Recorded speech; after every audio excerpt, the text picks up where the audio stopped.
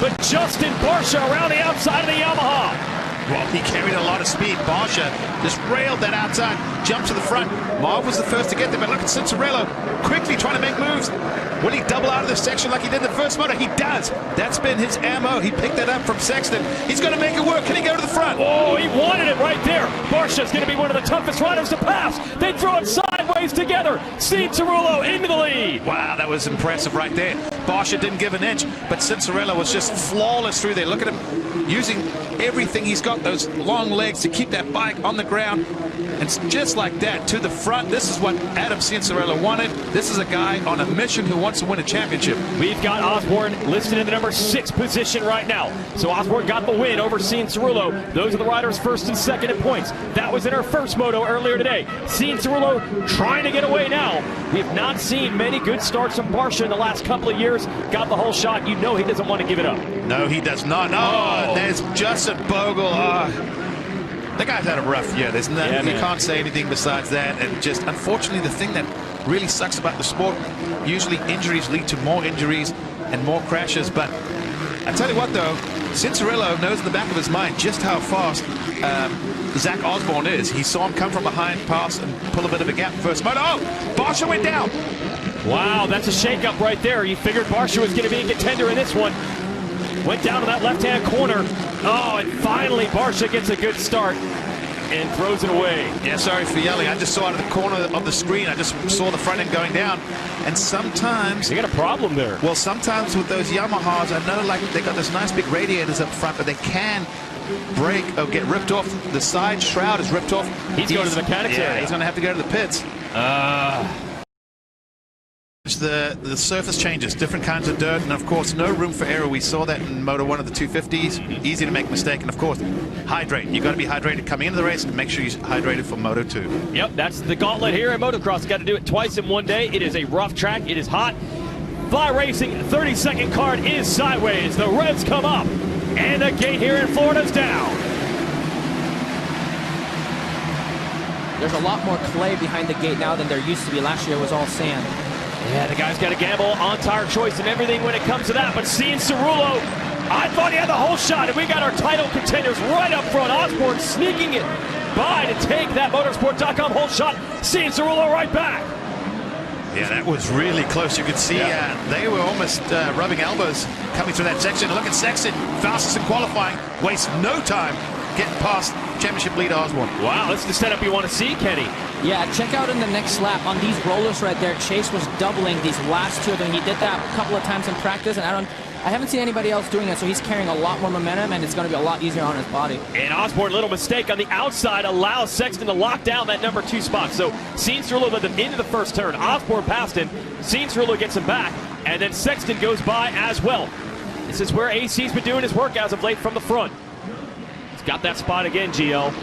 Muscan looking good in fourth. I was just going to say, good to see Marv up there. He got a decent start on the 25 Red Bull KTM. And last year's winner, so another contender that's near the front. Muscan going to work on Osborne right now. He's down 20 in the championship. The big story is AC, who's down 15, but he has got company. Rider he rides with all week long, Chase Sexton, who has been so strong on this racetrack, closing the gap. So the kid's showing how it's done right now. 2 rookies up front, Kenny. Yeah, absolutely. Obviously, 2 of my close friends, and it's kind of hard, you know. I'll try not to pick and choose. Either one can win on my watch. You know, I'm surprised with Marvin. I was expecting him to need a little bit of an adjustment time just because he did crash and he was out and he didn't do any more laps. And especially with the track, you see how it's still sloppy. They watered really heavy in the morning. There's still a lot of moisture in, but he's doing really good right now. He's right in it, and then let's throw another name in it. Justin Barsha is 5th. There he is in blue, right behind Muscan. That's not who Marv wants behind him. He and Barsha have a bit of a history. And Bam Bam really seems to express his nickname on the number 25 in front of him. So, Marv, get going. I feel like it used to be a little bit more quiet just in the recent months, and now that Justin has obviously ridden really good being up front, you see the Bam Bam coming back out a little bit, It's true, Supercross is a little bit measured, but he's come back with a vengeance now. Then you see Baggett at the number 4. He's been so strong the last races. Went 2-2 at our last event. He's got work to do as Barsha, Muscan, Osborne, all close here, 3rd, 4th, 5th. Marv had a nice line through those rollers, just came through that little chicane beforehand, and then pulls to the left. gets a smooth drive, and then was tripling into those rollers and made up a bit of time. Sexton starting to close a bit on Cianciarulo. What surprised me, Kenny, is Adam has admitted that during the week he's like, I got nothing for Chase. The lap times are unbelievable. Chase is a very good practicer. Okay. You know, I mean, it's really hard to keep up with the guy, especially consistently, you know. I mean, obviously racing is always a little bit of a different story, but these guys have been around each other for this whole outdoor season, so this will feel familiar to them. Yeah, and they're in familiar-ish soil. How similar is this track to where you guys ride during the week in Florida? Well, it really depends. Honestly, at the sandbox, the dirt conditions are actually almost identical. You know, you see on some of these spots where Keys to the Moto is managing the conditions and the dirt. You have some of these super hard packed square edges on the bottom. This is exactly how the sandbox is where I'm riding at. Adam and Chase are currently riding at Stewart's, and the dirt's actually quite a bit different. They have a couple of little sand sections, but it's mostly red clay and super tacky and a very nice floating track, so this is, of course, a little bit different. All right, we'll see how they adapt. Little mistake there from Sexton. A little bit of the gap for Adam. Well, a few corners ago, one of those left-handers, he got so close to the inside, let the bike over his shoulder, hit the inside banking. There was a puff of dust that came up. So probably cutting that a little close. Like a road race level we were talking about, laying that thing down as far as he can go. And Osborne is the man looking to take advantage of that. He is lurking in third. Yeah, I think on this lap, it looks to me like Sexton's just made a few little mistakes. You can see it's cost him a few bike lengths, but obviously that brings Osborne right back into the mix. But front four different factory teams, actually front five, all different factory teams. Yeah. Zach was really good at these kind of conditions last year. I believe that he probably won, I believe. So I think he's probably watching right now, and you know, seems like he really likes these conditions. So I'm expecting him to strike also, or try and strike again later in the moto for sure. Yeah, he also won a moto at Southwick last year, the other sand track that's normally part of this schedule. So waiting for Osborne to get it rolling. I've noticed a trend. I don't know what you think, Kenny, but it seems to me that the riders that have got like Grand Prix or European experience tend to do well here. Yeah, I mean, you know, this is one of the only tracks that is a sandy, you know. We do talk about this hard base, which is just like Southwick too, but I would say Southwick and this track right here are the sandiest type of tracks that you get. In Europe, we have a little bit more bottomless sand, right? There's no end to it, which I prefer.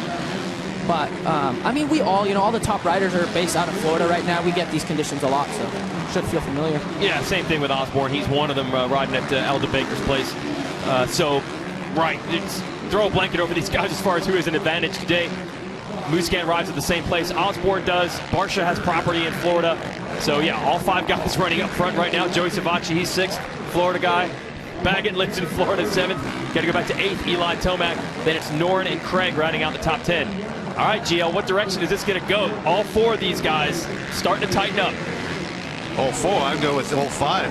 You can say that with Cianciarulo's not gone. Yeah. I mean, it's a small gap, but he's not gone by any means. But to answer your question, Weege, I have no idea. That's what's so fun this year. 2020's brought us.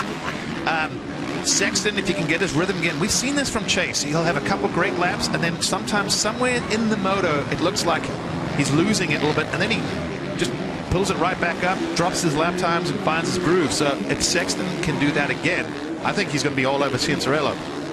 If this is all he's got, I got a feeling Osborne, when that Geico 15-minute board comes out for him, he's going to flick that switch and go forward. And we know Marv's strong. He won you last year. So I think that battle that is on screen, it's going to change up just a little bit. I got a feeling Osborne's going to make the pass at some point. Yeah, and you're seeing Barsha starting to close in a bit on Musquin. You got the number 25 and the 51 here.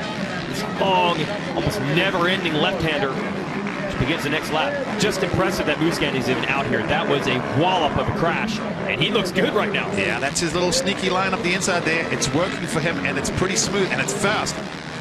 Yeah, he stretched it back on Barsha just in that section alone. Then right behind them, you've got Savacci, the JGR Yoshimura Suzuki, and then your three-time defending champ Eli Tomac. He's going to get stirring here in the number 7 spot, and then behind him is Baggett.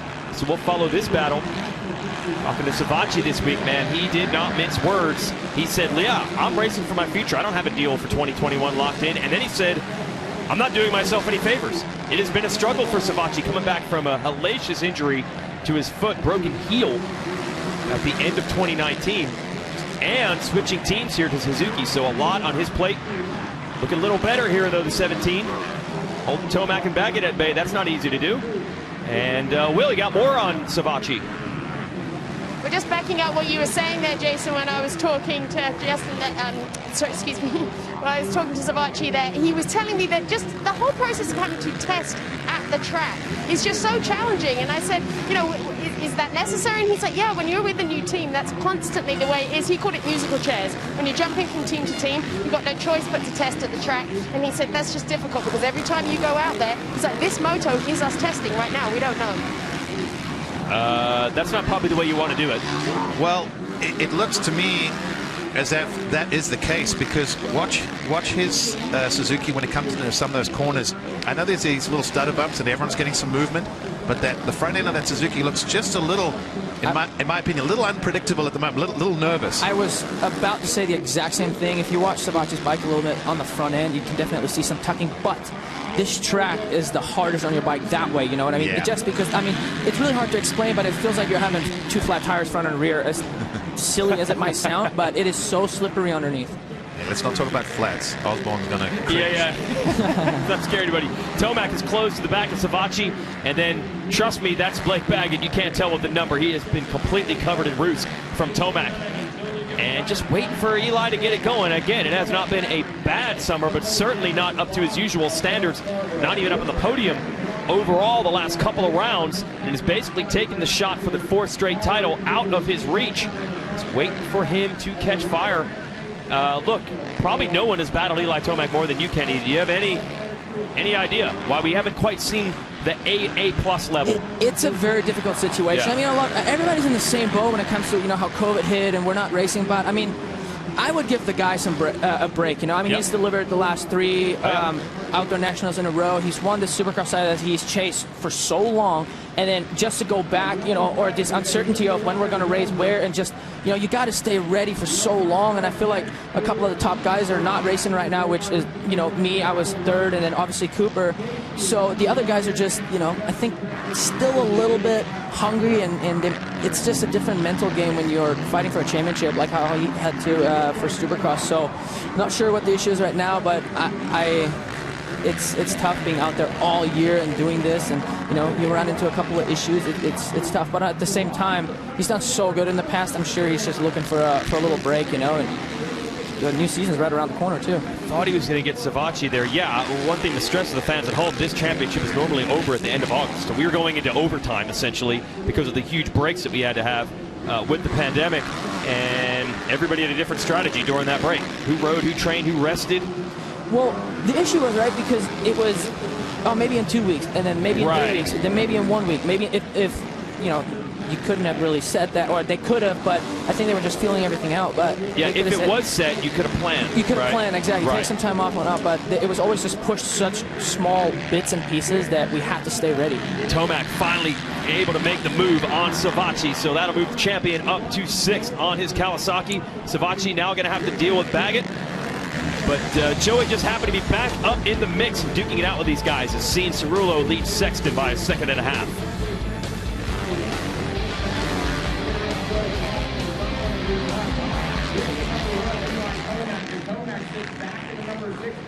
All right, so we continue. You can see Sean Cerullo. You said he's not gone. He is not. I think Sexton has gathered it back together here. Here we come. It's funny how Sexton is able to do that. In fact, if you look at the last lap, Cinderella ran his best lap. No, sorry, I missed that one. You'll get it. But they were close to their best lap. Yeah. Sexton almost mirrored his best lap. Osborne, same thing, was almost the same. So these guys are pushing it right now. They've obviously found their groove, found their line. Each split that they get to, the track is divided, I think, into 3 different split times. It's a 1/10 or 2 here or there in favor of Sexton. It was 1.7. Now it's 1.5. He is starting to get the number 9 in his sights. And all the while lurking is Osborne. Oh, and a mistake from Adam. Sexton to the inside almost takes advantage. So now it's going to be wheel to wheel, Gio. It's good. Yeah, Sexton, good through that section.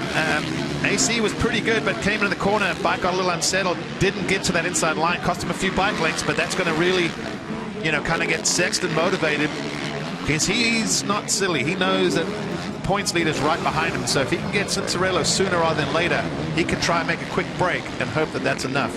to hold everyone off for the rest of the moto. And Adam now settling it back down on the number 9, trying to hold Sexton off.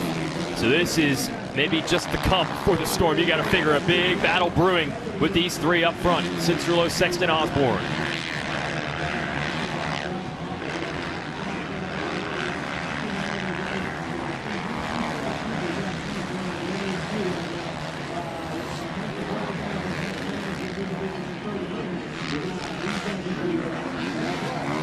Osborne's the fastest rider on the track right now. In the number 3 spot. Passionate streetcar builders come together to compete at the most famous tracks around the country. It's Optima's search for the ultimate streetcar. Fridays, 8 Eastern and Pacific on MAV TV Motorsports Network.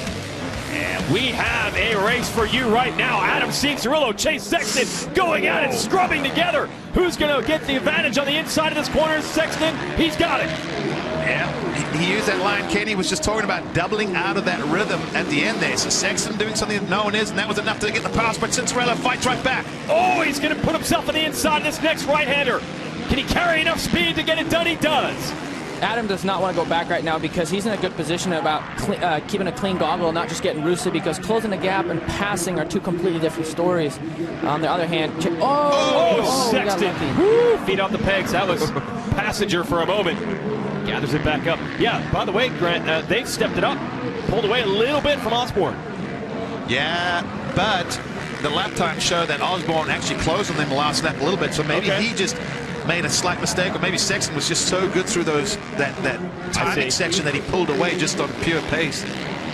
But it'll be fun to watch the next lap around. But I'm with you, Kenny. That's his spot right now. I wonder if the yo-yoing that they're doing a little bit is when you have a clear track and you can ride the way you want to ride, you close right back up. But then making the difference in passing is just, I mean, you have to go, you have to be put in a big effort to actually make it happen. And Osborne might be waiting right now. Yeah, Osborne's a very intelligent rider. That's one thing you got to give him. Like right now, some people might think, oh, he's battling to hang on. No. Osborne's watching. He's keeping his vision clear. He's watching all the different lines.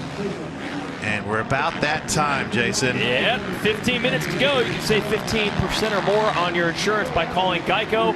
But Grant Langston is calling that this is where Zach Osborne's probably going to ratchet it up, and he has done exactly that. Now he has Sexton in his sights from 3rd. Yeah, this is where it starts to get a little bit interesting, because if you, I mean, we could debate this, but I think at the very moment, I think the rider in 3rd is the quickest, the rider in 2nd, the 2nd quickest, and the guy leading might be the slowest of the group. And I'm talking 10th of a second here, but this is critical for the championship. Was that the jump you're talking about? Yep, exactly. Adam didn't do it. That's why Chase did it on the last lap, and he carried so much momentum around the outside and made the pass finally here going into the turn, and Adam caught onto that and started doing it now too. And you can see those front ends dancing around for everybody when they come into these corners. Yeah, and we often talk about your suspension's there to be used and it's going to move. It's when it does a few things that I saw Savacci's bike do, which makes me think, yeah, he's right. He's not 100% dialed in on that machine yet. And it does a few things a little unpredictable at times. 1.3 is the gap between Cianciarulo and Sexton. A lap ago, they were battling it out, passing each other back and forth for the lead.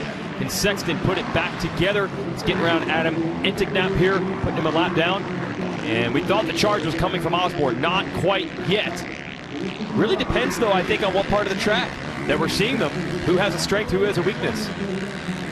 Well, I wonder if Osborne's going to see them doubling that section and pick up on that. I'm pretty impressed that Adam was able just to uncork that midway through a race. Okay, steady as she goes for Cianciarulo, but Sexton and Osborne are right there. See the GoPro on the top of Cianciarulo.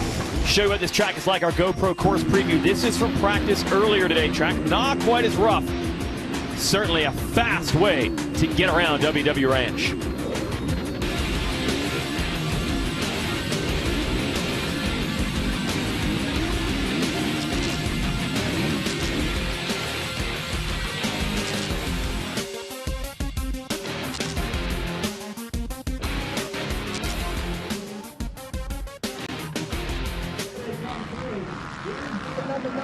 Back to the battle here. Adam Cianciarulo, Chase Sexton, Zach Osborne. They've had a small breakaway Not too far back would be Marvin Muscan and Justin Barsha, 4th and 5th. And it's Tomac, Baggett, Savachi, Noren, Christian Craig.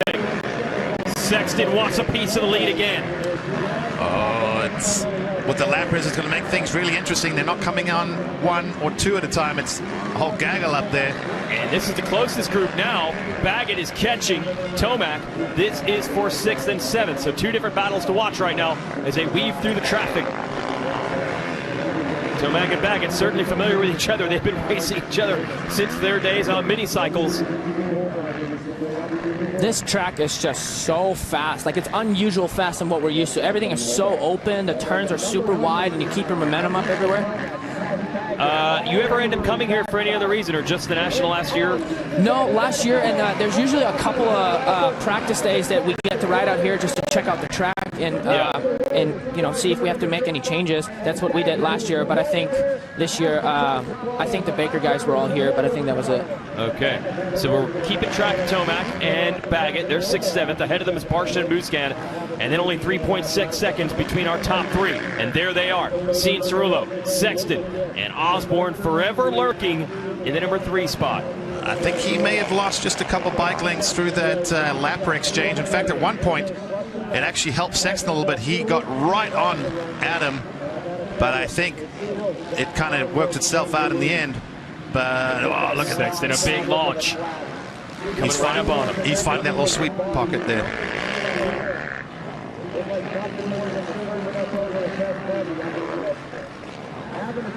The battle is back. Chase Sexton has caught Adam Cianciarulo again for the number 1 spot. 450 class Moto 1. Lucas Oil Pro Motocross here from Jacksonville, Florida. And we're about to enter the stretch run of this race. We're past the halfway mark. 10 minutes and 2 laps to go. And they've taken the measure of Osborne here in 3rd in white just for the moment. Oh. Yeah, you can see some bumps starting to form. It seems like Chase has picked up the intensity a little bit. I don't know if you could tell in the last half a lap or so, he was, you know, quite a bit closer, putting on a push. I think he wants to get by Adam so he can get a clean track. Oh, he's going for it right now on the 23, the red Honda, trying to get Cianciarulo. Oh, they're both doing that now, so Sexton's like, I was behind him. How does he know? He took away my little secret spot. There's nothing worse than having a secret passing spot and then someone figures it out. You're like, oh, now what? I got to go back to the drawing board. Yeah, and they're weaving their way through lap traffic as well. And again, these are 2 riders that have ridden together during the week for years. They switched. They're at the Moto Sandbox. GL, that's your old place. And now they ride at James Stewart's place. So either way, though, they're doing motos during the week together. And they're doing it again here. But now for the lead in a points-paying race. Yeah, it's getting tricky. Lap rider takes a look over his shoulder, goes, I'm just getting way out of this one. Sexton, does he have a place picked out? He did.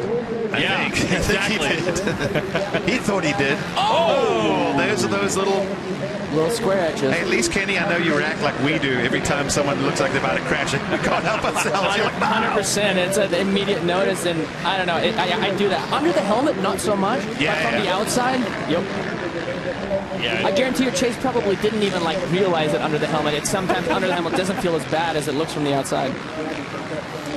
This track requires a little bit of a different bike setup because it is so fast and so loose up top, and you get a lot of tucking in the front. People usually pull their forks out a little bit more, make the bike kind of have a little bit more of a chopper feeling in the rear to get more stability and not have to push the front so much. Well, it also lengthens the whole wheelbase. So if you take measure from front axle to rear axle, what Kenny's saying is when you pull them down, it changes the attitude of the bike into, like you said, a bit more of a chopper. So the front is a little higher, as well as making the bike longer, so it's stable in these sections right there. Yep. I love the chopper term, like a Harley where they're super laid back. That's what we say. If the bike feels low in the rear, we say it feels choppered. Yeah, like a Harley. Need to raise the sag a little bit.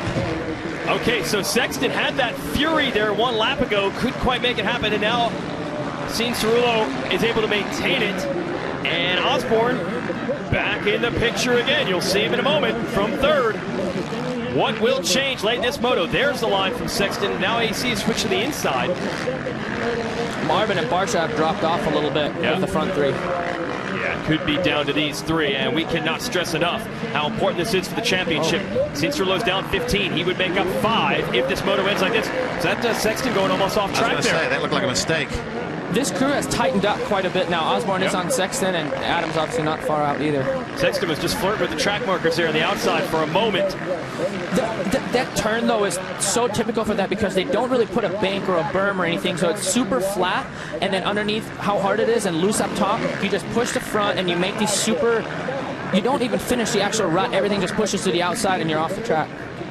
You know what I paid attention to actually in practice? When that big anthill, everybody was jumping off the track because the takeoff is at an angle, and everybody like technically jumped off straight, but they all landed off the track. Oh, Osborne is right there now on Sexton, and he wants more. He only wants second. He wants to get to the leader, Cianciarulo, so this is about to get good between these three. Ooh, to see Osborne, he went for a tear-off and almost lost the bars there. It's getting that time of the moto where patience is starting to run out. Sexton airing out that one and allows him to draw back up to the leader. With Osborne not too far back. Oh, this is awesome. All three riders in the same shot, and championship implications in this picture as well. Huge. I don't like the exit of the inside-outside. I would go outside-inside if that makes sense in the split lane. Yep. Here we go. Another lap down. 5 minutes and 2 laps to go. Just under 6 minutes, actually. Cianciarulo, a little look over. Osborne, the fastest out of the top crew with a 2:12.3. Chase a 2:13.7 and a 13.3 for Adam. All right, so yeah, Osborne on the charge now. He sees an opening. Side by side. Little more momentum around the outside. That bails Sexton out. Osborne charges again. Sexton saw him there and just got enough throttle. Let's see if he pulls away through this. Zacco sideways.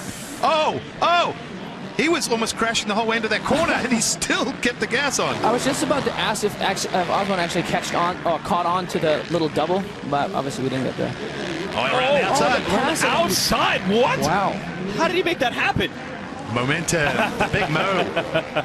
All right, so Osborne, you can see he got close, and he was not going to take no for an answer. Making mistakes, he held that thing wide open and eventually able to get around Sexton. So now we have Cianciarulo versus Osborne, 1 and 2 in points. Are 1 and 2 on the track, though it is reverse order where they are in the series right now. Well, Adam's going to come around and probably get the pit board that said Sexton plus 0. Now it's going to say Osborne, and that's not going to be the most comforting feeling. Like Zach is in a little bit of a kind of not a must pass, but kind of like you don't want to let Adam get too close in points, but you don't want, like he's been doing a couple of mistakes here and there in that last lap. He's hanging it all out. Definitely. And I think he might be also running out of vision, as in, I don't know if he's got any more tear-offs left. I saw him give a wipe, or maybe he knows he's almost out. That's probably why he is flying right now. He's already going for it side by side. Wow. Looking to go from third to first here in the course of 1 lap. Zach Osborne completes the pass. That was a statement right there. Yeah. I think one of the reasons was he figured, I'm just going to lay it all out because I'm out of vision. Right back. He just hit a couple of outside lines, too, that kind of slingshotted him a little bit and got a little bit better momentum coming out of the turns. Wow, well, this is huge for him to catch these two kids and get around them and fairly quickly. And I don't know, can the number 9 or the 23 go with him? He now 31-year-old Zach Osborne. Yesterday was his birthday, showing the rookies how it's done. And this is impressive.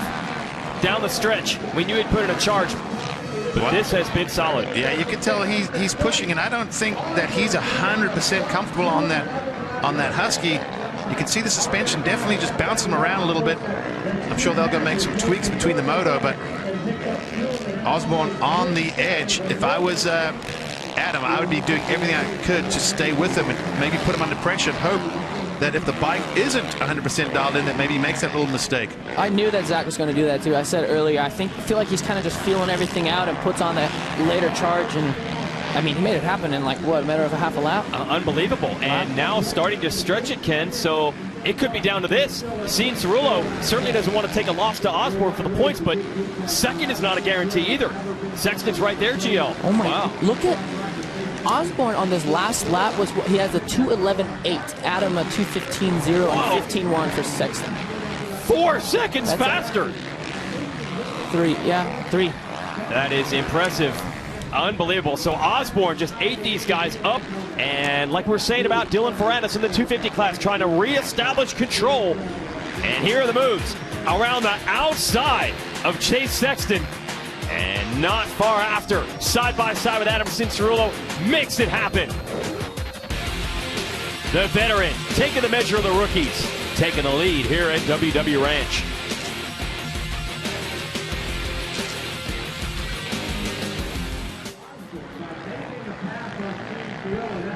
Two seconds is the gap between Osborne and this battle. Cincerillo and Sexton. Then it's Muskan Barsha in the top 5.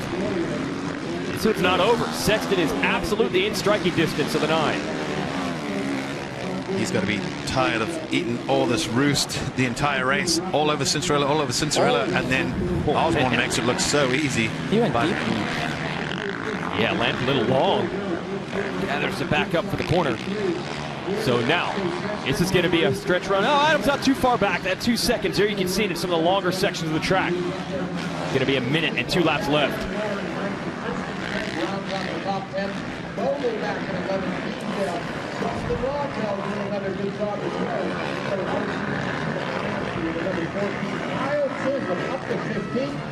We are back. It is not over. The top 3 still in the same shot. This track is rough. It is gnarly. Ken Roxon, we've been watching an exchange of mistakes for all these riders. Yeah, the track is no joke right now. Everybody's making a lot of little mistakes that could cost big time, but this is so this track. Like, I expected this to shape up that way. Adam Cincerillo led the majority of this moto. Zach Osborne put on an unbelievable charge before he went to break. He was able to get around Sexton and Cincerillo.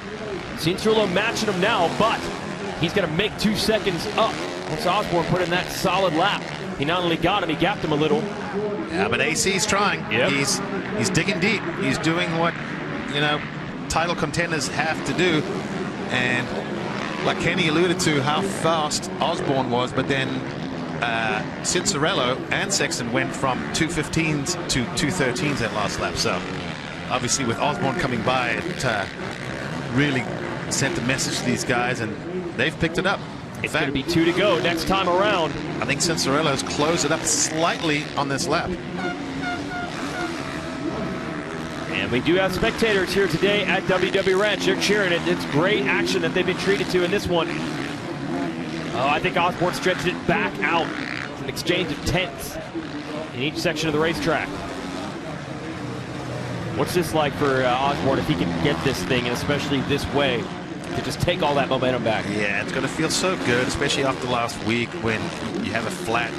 You sometimes leave a little disappointed, even though it wasn't his riding performance, it was the outcome.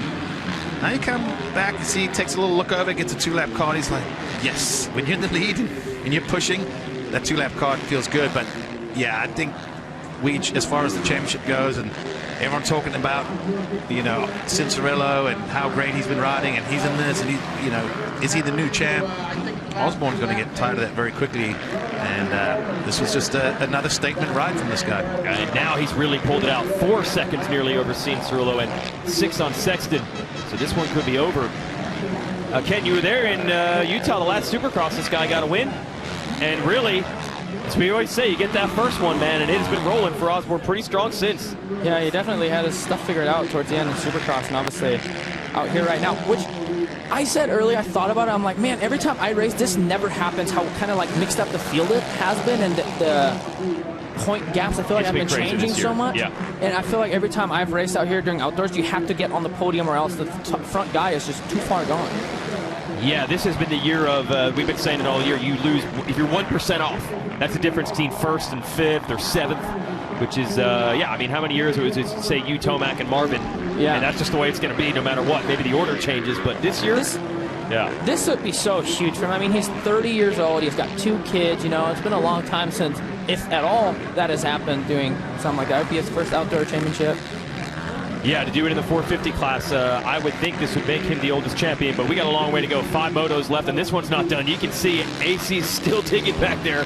He's trying, GL. You have to. You can't just say, well, I'm gonna roll over, I'm going to settle, just tone it down and be fresh for Moto 2. These guys train hard, and if you add them, you've got to keep the pressure on. Make, if nothing else, even if he doesn't pass Osborne, push him all the way to the checkered flag. Hey, maybe he doesn't recover as well as you do. I just don't think this is going to... If you look at the lap times, a 12.000 and a 13.9 and a 14.8 for Sexton, that is a big difference in one lap, huh? Yeah, well, you can see, I mean, these guys were wheel to wheel for most of this race, and now there's 6.5 seconds between the three.